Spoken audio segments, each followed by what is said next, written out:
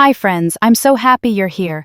If you love the feeling of a clean, cozy home, or you're just tired of constantly tidying up, but never seeing lasting results, this video is for you. Today, I'll share my favorite cleaning tips and gentle habits that truly make a difference. These are things I've tried, tested, and fallen in love with, and I can't wait to share them with you. But let me ask you something. Have you ever spent hours cleaning only to feel like the mess returns just days later? You tell yourself, "What's the point? I'll have to do it all over again anyway." Or maybe you keep putting it off because cleaning feels too overwhelming, too time-consuming, and honestly, just exhausting. I've been there too. The truth is, cleaning isn't just about effort, it's about having the right approach. With a few smart habits and practical tricks, you can finally create a home that stays tidy without constant stress. A home that feels open, peaceful, and easy to care for even on your busiest days. Everything I'll share in this video comes from real experience. I've used these exact tips myself, and they've completely transformed my home and my mindset. My space feels lighter, I save hours each week, and most importantly, I feel calmer and happier. So grab a cup of tea, get comfy, and let's dive in together. Don't forget to like, subscribe, and follow along. I have so many more easy, mindful cleaning secrets waiting for you in the next videos.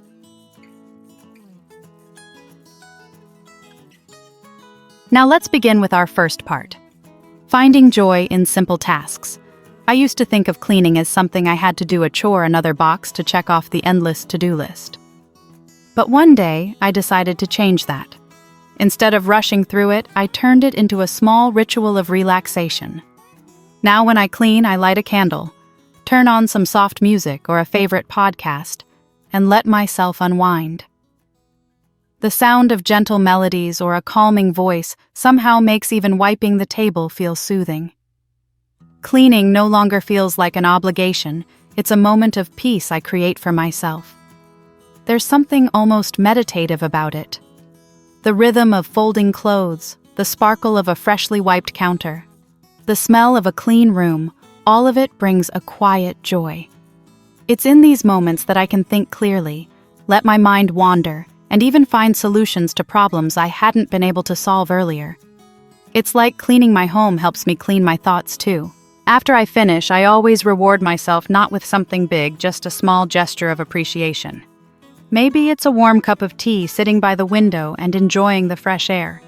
Or maybe it's taking 10 minutes to rest with my favorite snack and a good book. Those little moments make all the difference. They tell my brain, see, cleaning leads to comfort. And when your mind associates tidying up with relaxation instead of stress, it becomes much easier to keep the habit going. Over time, this mindset shift changed the entire way I saw housework. Instead of fighting against it, I now flow with it.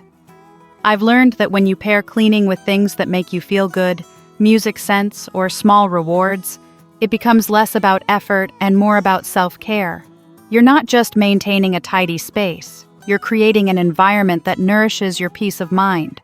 So the next time you clean, make it something to look forward to. Put on your favorite playlist, hum along, and let the process calm you. When cleaning becomes relaxing instead of tiring your home and your heart, both feel lighter. And if you're ready to take this peaceful mindset even further, don't miss tomorrow's video. It's all about simple Japanese-inspired home principles that bring calm, order, and harmony into everyday life. It's beautifully practical and something every busy person can use to create a truly peaceful home.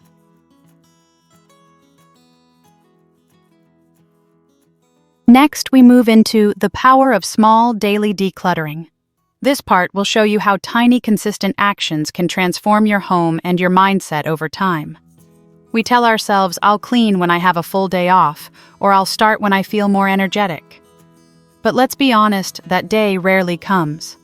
Between work, family, and everything else in life, waiting for the perfect time usually means the mess just quietly grows. I used to be that way too until I discovered the simple magic of cleaning in small portions. Now, instead of trying to tackle an entire room, I choose just one small area each day, a drawer, a shelf, or the corner of my desk. It sounds almost too simple, but that's exactly why it works. When the task is small, it doesn't feel overwhelming. I even set a timer for 10 minutes, just 10, and promise myself I can stop when it rings. Most days I end up continuing a little longer because momentum naturally builds once I start. This approach has completely changed how I see cleaning. It's no longer an exhausting project that I dread. It's a short, achievable habit that fits easily into my daily rhythm. And over time, those tiny efforts add up. One neat drawer turns into a tidy shelf, which turns into a peaceful, organized home. There's something deeply satisfying about seeing slow, steady progress. It reminds me that order doesn't come from grand gestures, but from quiet consistency. Another thing I love about this method is how it brings a sense of calm. When I only focus on a small task, my mind relaxes. I'm not thinking about the entire house, just this little space in front of me. I often pair it with a cup of tea or some soft background music, and suddenly cleaning becomes almost therapeutic. It's my short break from the chaos of the day, and it helps me reset my mood as much as my surroundings. So if you ever feel too tired or busy to clean, start small. Choose one drawer, one surface, or one little space. Set a timer for 10 minutes and see what happens. You'll be surprised at how those tiny wins build motivation. Over time, you won't just have a cleaner home, you'll have a lighter heart too. Daily decluttering keeps things light, but sometimes we get stuck not because we're lazy, but because deciding what to keep or let go of can be hard. That's where a little system can help. Let me share my favorite trick for handling those "I'm not sure yet" items. I call it the temporary storage method.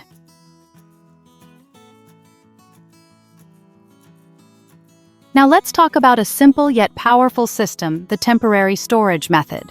There's one big reason many people struggle to declutter: decision fatigue. We stand there holding an old scarf, a random mug, or that extra candle holder wondering, should I keep this? What if I need it later? Before we know it, the excitement to tidy up turns into hesitation. I've been there too. Every item seems to carry a tiny story, and deciding its fate can feel strangely emotional. That's when I discovered what I now call my gateway storage strategy, a simple system that completely changed the way I declutter. Here's how it works when I come across something I'm unsure about, not clearly useful but not ready to toss. I place it in a designated box labeled temporary storage. On the lid, I write the date. The rule is simple: if I don't touch or even think about the item within 1 or 2 months, it goes. No arguments, no second guessing, just donate, recycle, or give it away. At first, it felt strange, like I was avoiding the decision. But soon I realized this method actually reduces mental pressure. It gives my mind the breathing room to let go naturally without forcing myself into instant choices. Over time, I noticed that most of the items in that box were things I never missed. Clothes that hadn't been worn in months. Extra mugs that just took up space. Little decorations that no longer matched my home. Letting them go finally felt easy. The best part is that this approach removes guilt. You're not throwing things away impulsively, and you're not hoarding out of hesitation. You're simply creating a middle ground, a gentle bridge between keep and donate. It's realistic, practical, and perfect for anyone who finds decluttering emotionally draining. Now, decluttering no longer feels like a mental battle. I know I have my gateway box to handle the tough calls, and that helps me keep my home light and my decisions stress-free. The feeling of space both in my home and in my mind is worth every box I've let go. Once you've given yourself that breathing space to decide, the next step is crucial: learning when to stop organizing and start simplifying. Because here's a truth I learned the hard way: you can't organize clutter. So before you start decorating, let's talk about why decluttering first always comes before making things look pretty.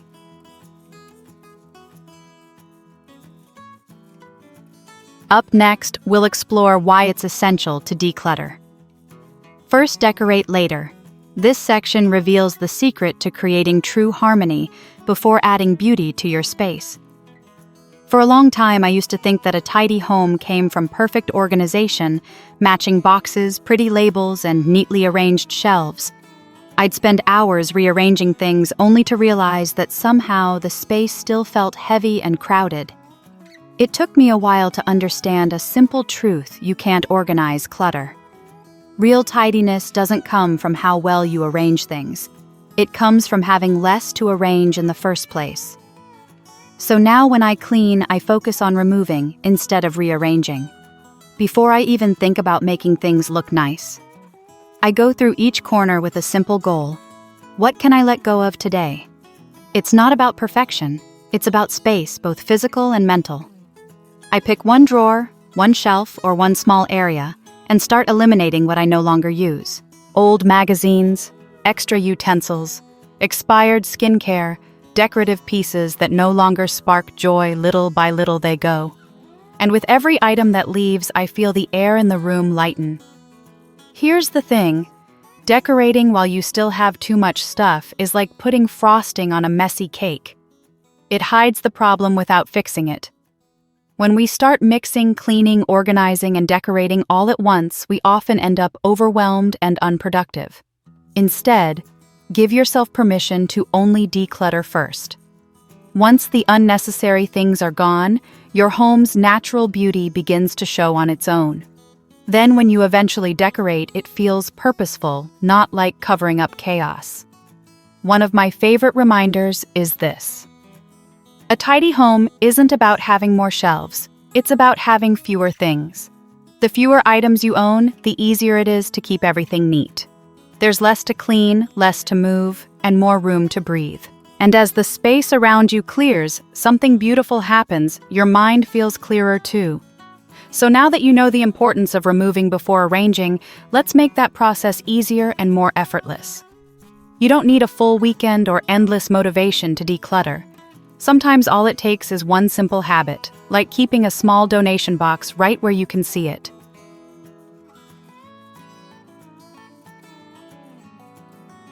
Now we're moving on to simplify your decluttering routine. Sometimes decluttering feels like a massive project, something we need a whole weekend and unlimited motivation for. But in reality, keeping our home tidy doesn't have to be complicated or overwhelming.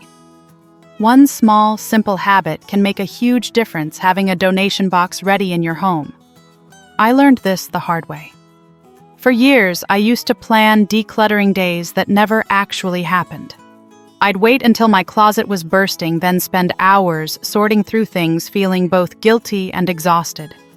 It wasn't until I started keeping a small donation box by my wardrobe that everything changed.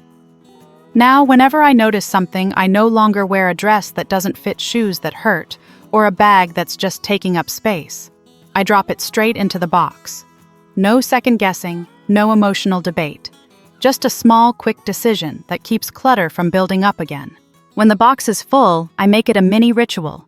I take it to a local donation center or give it to a friend who might need it more. It feels good. Not only am I freeing my space, but also helping someone else. It turns a chore into a meaningful act.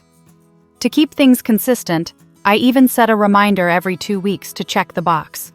It only takes a few minutes, but it keeps my home in order and my mind at peace. There's something incredibly calming about knowing that everything in my home has a place and a purpose. This habit might sound small, but it's powerful. You don't have to declutter your whole home at once. You just need to start one decision at a time. By simplifying the letting go process, you'll slowly build a home that feels lighter, calmer, and truly yours, not filled with stuff you don't need, but surrounded by things you genuinely love. Decluttering doesn't have to be dramatic. It can be gentle, steady, and deeply satisfying, just like the quiet joy of seeing that box fill up with items you've finally released. That's the beauty of simple, intentional living. Having a donation box is a wonderful way to stay consistent, but what if you're short on time and just need to tidy up fast? Don't worry, there's a simple and surprisingly fun way to do it. It's my quick clean method called 2 bags, 1 box, and it works like magic when life gets busy. Next, let's dive into a fun and super practical tip. The 2 bags, 1 box method. There are days when clutter feels like it's multiplying on its own piles on the tablecloths draped over chairs, random items sitting exactly where they don't belong. When life gets busy, it's easy to feel like tidying up is just another chore on the endless to-do list. But I've discovered a little trick that makes cleaning quick, simple, and even a bit fun. I call it the 2 bags, 1 box method. Here's how it works. I grab 2 bags and 1 small box. 1 bag is for trash, 1 is for donation, and the box is for unsure items.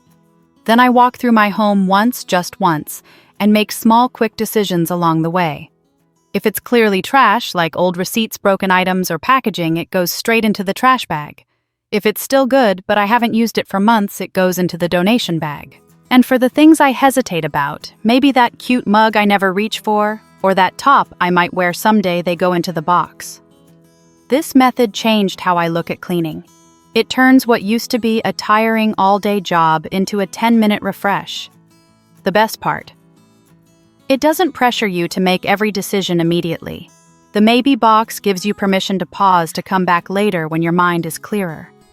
Most of the time, I find that when I open the box a week later, I realize I didn't miss any of it. That makes letting go much easier. I love doing this when I feel overwhelmed, or when guests are coming unexpectedly. In just a few minutes, my home looks calmer, more open, and ready to breathe again. And there's a quiet kind of joy in seeing those 2 bags filled, one with clutter leaving for good, and one ready to bring comfort to someone else. Decluttering doesn't have to mean perfection. It's about progress, not pressure. The 2 bags, 1 box method reminds me that simplicity isn't about owning less. It's about keeping what truly matters.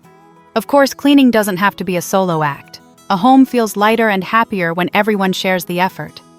So instead of carrying all the weight yourself, let's turn cleaning into something more meaningful, a family moment filled with teamwork, laughter, and love.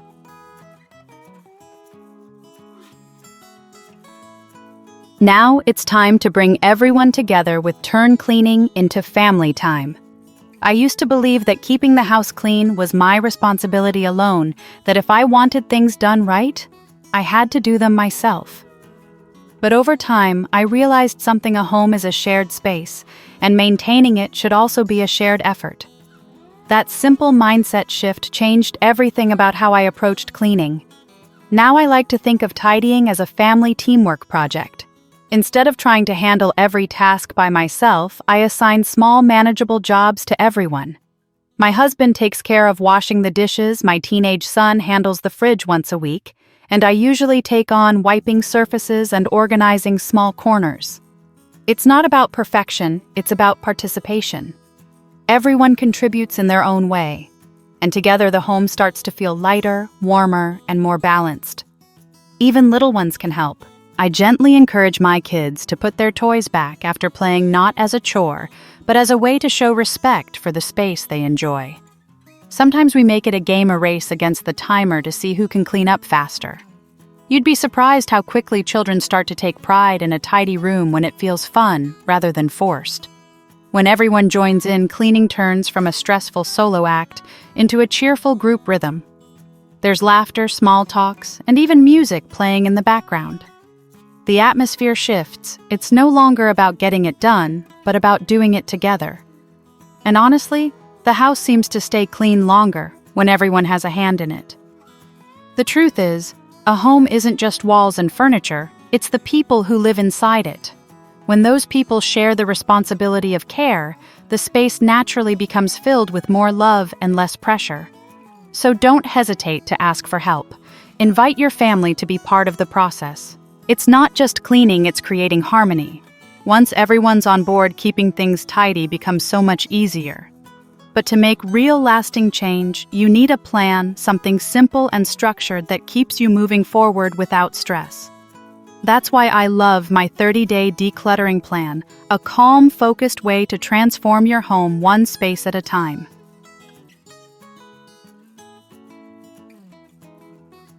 Finally, we've arrived at the 30-day decluttering plan. This closing section helps you build a calm, organized home, one mindful step at a time, without the overwhelm. I used to stand in the middle of my living room looking around at all the clutter and wonder, where do I even begin? That's when I realized the secret wasn't to do it all at once. It was to do it with a plan. Now I swear by what I call my 1-month cleaning plan. It's simple, but powerful. I start by listing 5 to 8 main areas in my home, like the bedroom, kitchen, wardrobe, bathroom, and storage corner. Then I dedicate each week to just one of those spaces. By focusing deeply on one area at a time, I not only make real progress, but I also avoid the burnout that comes from trying to do everything in a single weekend. The key is to start with the space that gives you the most visible results, maybe your closet or your work desk. When you see that quick transformation, it instantly boosts your motivation. There's a quiet pride in opening your closet and seeing neatly folded clothes or sitting at a tidy desk where your mind feels clear again. That small success becomes the spark that keeps you going. I like to make the process a little more intentional too. I jot my cleaning plan on paper or in a phone app. Nothing fancy, just a simple checklist. Seeing each area marked off gives me a little rush of accomplishment. It's proof that progress is happening even if it's just one drawer, one shelf, or one corner at a time. What I've learned is that cleaning doesn't have to be exhausting or chaotic. When you pace yourself with a clear month-long plan, the process becomes peaceful, almost therapeutic. You stop feeling like you're constantly chasing clutter, and instead start feeling like you're in control of your home. So if you ever feel overwhelmed, take a breath and make a plan. You don't have to clean everything today, just choose one space and begin. A tidy home isn't built in a day, but it is built in steady, mindful steps.